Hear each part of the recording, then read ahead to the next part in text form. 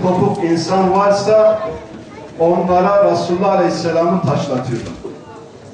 Ayakkabılarının içi kan doluyor peygamberin.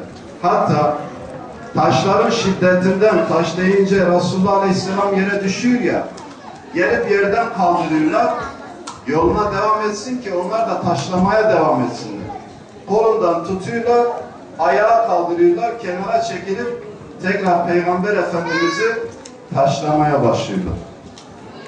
Ya ilahi, Resulün gibi hakka şahitlik etmeye, cennetle müjdelemeye ve cehenneme karşı uyarmaya muvaffak eyle.